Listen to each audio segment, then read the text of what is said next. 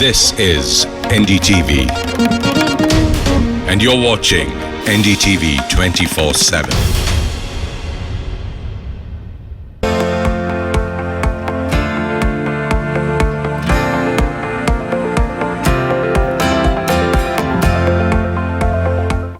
Hello and welcome. As the world comes to terms with the reality that the battle with COVID-19 is going to be a protracted one and that we have to live with it till there's a vaccine or a cure, what are our next steps? India has also started unlocking, but the risk of infection is still high. Cases are climbing. Doctors are in the process of opening up clinics, and patients who need regular checkups and follow-ups are now planning to make these visits but are still worried about the risk of infection. People with chronic lifestyle conditions like diabetes need to start planning their regular follow-ups and monitoring tests. To talk about all of these, we have with us Dr. Ashwin Karuppan, consultant in general medicine with Gleneagles Global Hospital, Chennai. We're also joined by Dr. M. Ravi Kiran, a senior and well-respected doctor from Chennai who's a consultant endocrinologist with the SIMS Hospital in the city. Thank you both very much indeed. Now, Dr. Ashwin, let me begin with you. How do you see the current situation in India? Have we been able to successfully manage this situation? In Chennai, your city, for instance, cases have been going up alarmingly. How would you rate the current situation? I would rate the current situation that it has been wonderfully handled by the government and by all of us as a supportive staff. This is possible for a few reasons. The first reason is being we have been the last in the chain to be affected. And then we have a lot of data in the research which is coming up, and then probably throwing a lot of light on the pathogenesis of the disease itself. So I think that it has been a great data and a research on a lot of medications which is going to improve and bring down the mortality rate. I think so far we have done extremely well, and we are doing a very good job when it comes to bringing down the mortality rate and the spread of infection. Dr. Ravi Kiran, would you agree with Dr. Ashwin's assessment? In your opinion, are we on top of the COVID battle? Actually, the last 3 months' time has given ample time for doctors, hospitals, and the public to imbibe a new health culture. Now, from the community point of view, public are also aware that we need to adopt certain hygienic measures and adopt social distancing, avoid crowding in public places, and avoid touching surfaces unnecessarily. And when they come back home, they have to wash. All these measures have become part of our daily lifestyle now. So these 3 months have given ample time. Also, clinics also now know how the things are spread, fomites, all these things we are adjusted to know.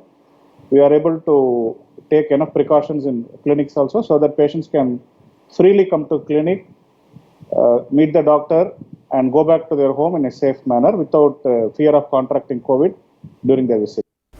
So, Dr. Ashwin, specifically, what steps, in your opinion, should be taken and what steps are being taken by hospitals and their OPDs so that patients can be safe?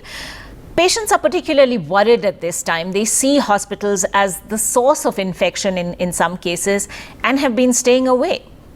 See, what we have done is we have put some standard procedure of operations. For example, when you enter at a hospital, there is a thermal scan which is going on, and there in most of the hospitals they have a screening camp where you go to the screening camp and you tell them very clearly about your symptoms, any recent history of travel, why are you here today, and then probably they screen you, they give you some hand sanitizers, and then probably make you wash your hands if required, and then make sure that you have all adequate safety precautions, including a mask. And then you go to the billing counter where you go ask for your appointments, you give your appointment timings, and then probably there is a social distancing which has been maintained. And then from there you go and be seated until you have been called. And all these arrangements are already being done by the hospital itself. And then even in the doctor's chamber, there is adequate distancing which is being kept between you and the doctor so that you do not contact infection from a doctor, and the doctor doesn't contact any infection from you. And the examinations are also done in such a way that it is being done in a minimal contact way so that the infection do not spread with each other. And we know that when you wear a mask and sanitize your hands, probably that itself will bring down the infection by 95%. And this entire system is being followed until you exit the hospital, and including your pharmacy, where contactless payments have been brought into place. So I think the hospitals and the clinics are pretty much very safe to visit, and probably getting an appointment is a very good suggestion so that you don't have to wait. We can avoid overcrowding at this point of time and spending a lot of time within the hospital campuses. So I think we are ready right now to go ahead with this. Dr. Ravikiran, would you say individual clinics also need different protocols in place? Ventilation, for instance, you have patients coming in and out. Some of them might be using public transport. How would clinics go about this? There are 3 or 4 areas to be looked at in particular. One is educating our own staff. So before educating patients, we have to educate our own staff. They should know how to keep up the hygiene. Second, we have put up posters and signages for patients' benefit so that they know which is the safe measure to adopt. And third thing is ventilation. In smaller clinics, it is easy to manage ventilation because it will be single AC for single room. There won't be much air circulation across a large area. Exhaust fan has to be put up in extra, and the windows and the doors can be kept slightly open to enable extra inflow of fresh air so that the good air circulation is there. And humidity should be kept between 40 to 70%, and temperature ideally should be, if AC is working, 24 to 30 degrees Celsius. That will be the ideal temperature. The main thing is to improve the inflow of fresh air by keeping the door or window slightly open and using exhaust fans also. And fourth thing is the measures that we adopt when patients come in. There is a nursing staff in the entry of the clinic. She'll be inquiring about the fever and other symptom details. If a patient is having fever, we refer to a specified fever clinic. If the patient is having problems other than fever and cough, then the particular specialty doctor will be able to see. Before that, we give sanitizer for hand wash. We make sure the patient has mask on, and our staff will be wearing goggles, protective gown, all those equipments. And the chairs are placed further apart, 6 feet apart, to ensure social distancing. So multiple domains have to be looked at and corrected for effective clinic operation. Obviously, no one can cut corners when it comes to health and safety of both patients and medical professionals who are out on the front line. They're seeing so many patients at this time.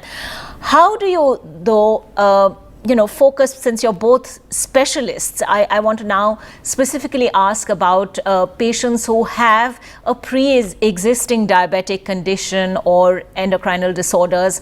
Dr. Rashmin, if I can ask you, how should these patients be managing their testing and monitoring? Is it at all possible to do this at home?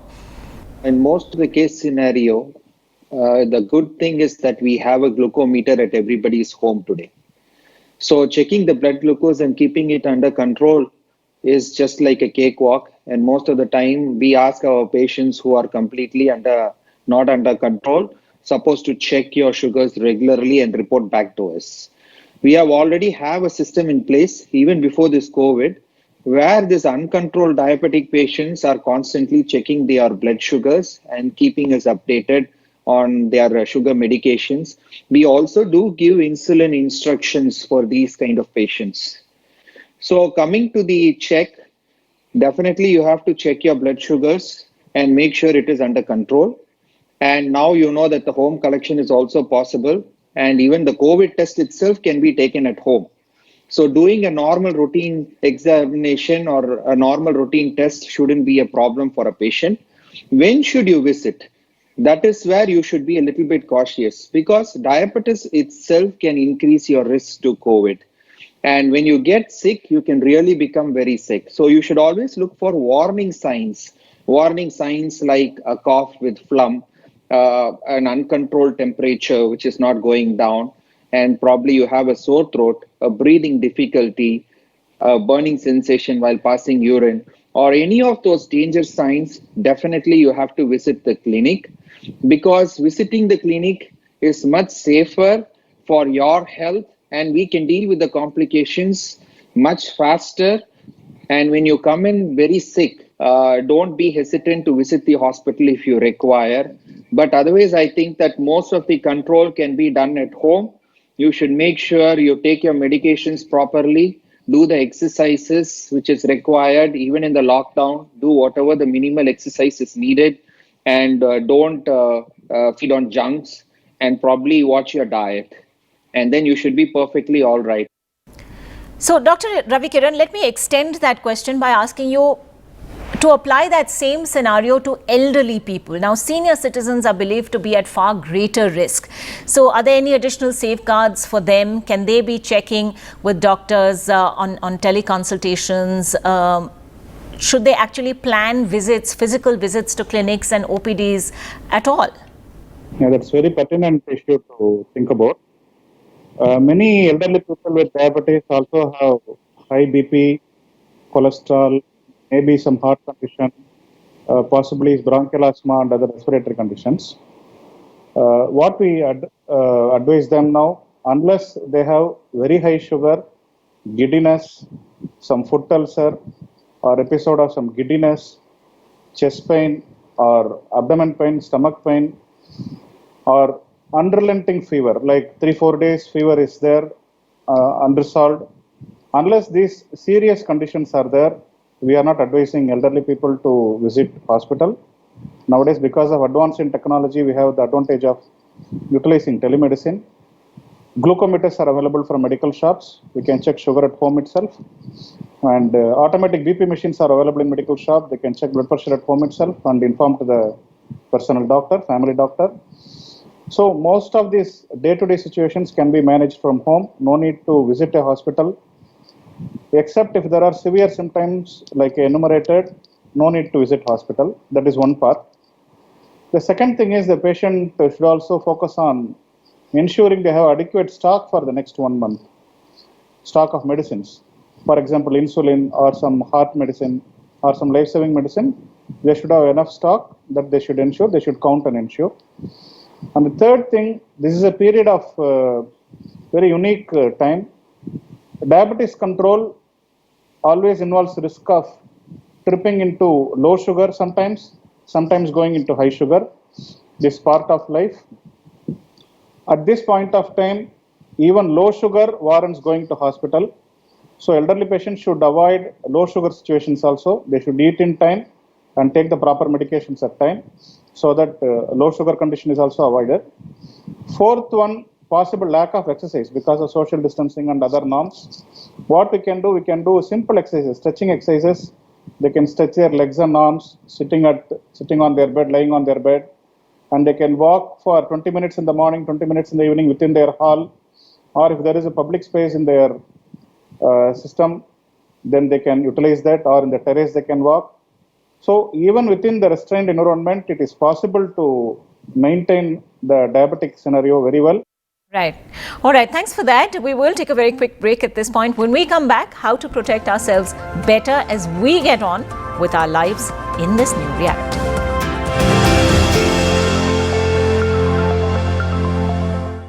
Knowledge Partner, USV, your reliable healthcare partner.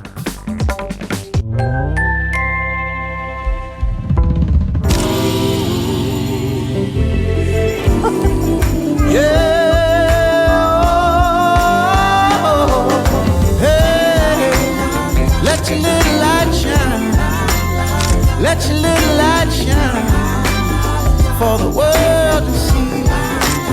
Let your little light shine for the world to see.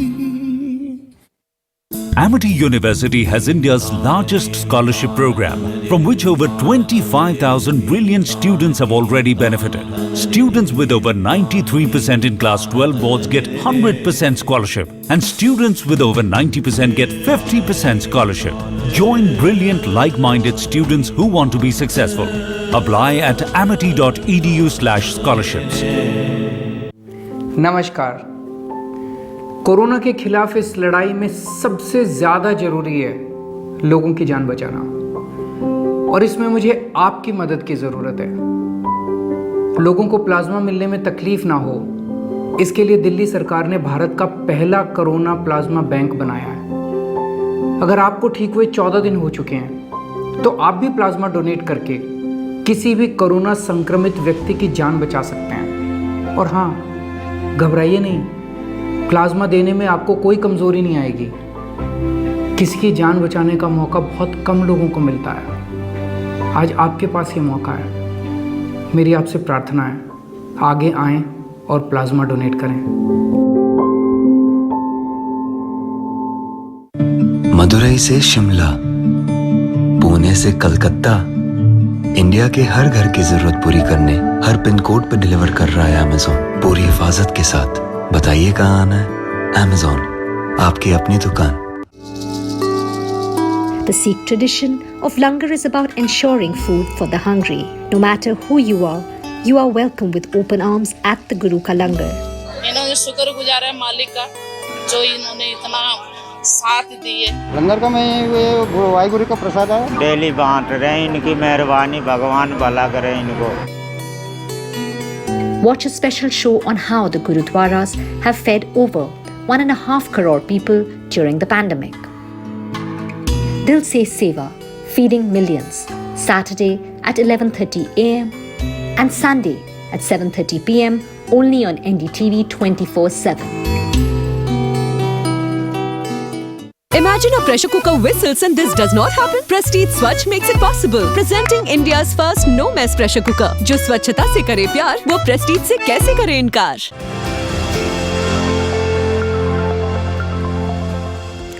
Welcome back to our special show, Living with COVID. We're talking about how to live with a disease that now seems to be with us for at least the medium term in the absence of a vaccine or a cure. What do we do as India eases restrictions further and further and as cases continue to go up as well? We have with us Dr. Ravi Kiran and Dr. Ashwin. As people are returning to their offices, Dr. Ravi Kiran, can you advise on any special precautions that they should be taking in their journeys back to their workplaces? Not everyone has their own transport. So what do you do when you're forced to take public transport, be in a shared space with somebody for a long time? What precautions can people take? The first step is to make sure you need to go to office at all. There are many professions where you can work from home and still be very productive. Second thing, whenever there is a necessity to go to office, whenever you use a public space, we should avoid laying hands on surfaces unnecessarily. For example, handlebars of doors or some other surface, and maintain social distancing, maybe 3 feet, ideally 6 feet. And whenever we reach the office, whenever we have used a public conveyance or whenever we have reached the office, avoid laying hands on the railings and handlebars again. As soon as you reach your room, make sure you wash your hands with either a sanitizer or soap with water, whichever is available. And of course, all of us have to wear masks whenever we step out. And even within the office, if you are a manager of an office, we can make things easier for your employees by thinking about, suppose if there are multiple departments under you, you can stagger their arrival and exit timings so that a lot of employees don't crowd in the office entrance at once. And suppose if there is a common office utility like a coffee table or there is a biscuit break, something like that, this can be served individually as packets instead of using the same coffee mug or same coffee pouring jar by everyone. So in general, wherever there is a possibility for crowding within the hospital, that can be discussed and avoided. And again, the same thing when we reach home, suppose if we are using a public transport, sit yourself 3 feet away. If there is only seat for 3 people, one person here in between middle gap, and again another person can sit. If there is seat for only 2 people, only one should occupy ideally in the current situation. When we reach home, again the same steps. Whenever you use a public utility service like lift or some other thing which you have touched, as soon as we reach home, we have to wash our hands and if possible take a bath with soap and water. And for persons who are working in hospitals, in addition, they have to immediately put their cloth for laundry and they have to dispose of the hospital wear also responsibly. All right, so that's as far as medical professionals are concerned, clearly. But what about cardiac patients? Those with underlying cardiac conditions, should they be going back to work at all? They're clearly more at risk. If indeed they are going to work, what can they do to reduce their risks? Dr. Ashwin. Definitely, they have to go back to work because the economical implications, as you know, that today diabetes and cardiac patients form half of the chunk of the entire healthcare. So when they return back to work, what I would suggest in most of the cases that wear a mask, practice social distancing, and be very careful at work, especially maintain adequate distance. And especially what I would suggest is the high areas, which are the keyboards, mouses, telephones, and then you have the lift switches in the lobbies. And then probably like your cafeteria area where you have a cafeteria machine. All these are called high areas. So these areas have a chance of spreading this infection rapidly from one person to the other. I would suggest using a hand sanitizer or probably having a standard protocol where you have a hand sanitizer for every table to table so that you sanitize yourselves more often. Or if it is unavailable, probably wash your hands. Don't take your hands towards your face or don't touch any of your unsafe areas over the face without washing your hands, and probably maintain adequate distance. Cover your face, nose when you sneeze and when you cough, and probably do all these precautions, and try taking a separate set of clothes to your office. And when you come back home, please do not go to any nearby elderly or probably don't even go nearby children until washing your hands or getting yourself a bath or trying to wash your face and hands and all of that. So make sure that you carry out all these precautions. Apart from which, as I told you before, diabetes should be under control. Do not skip your medications. Eat healthy. Take a lot of green leafy vegetables and try to avoid junk food. And probably do the minimal of exercises so that you continue to stay fit. Well, those are all very useful tips. Dr. Ravi Kiran, one quick last question to you. For those who have diabetes or cardiac conditions, would you like to share any specific tips or suggestions to help them deal with their condition, to manage them more effectively in these rather fraught times? Apart from the physical issues, the main thing we have to keep in mind is in our life, we keep seeing many crises. This too shall pass. So we don't need to get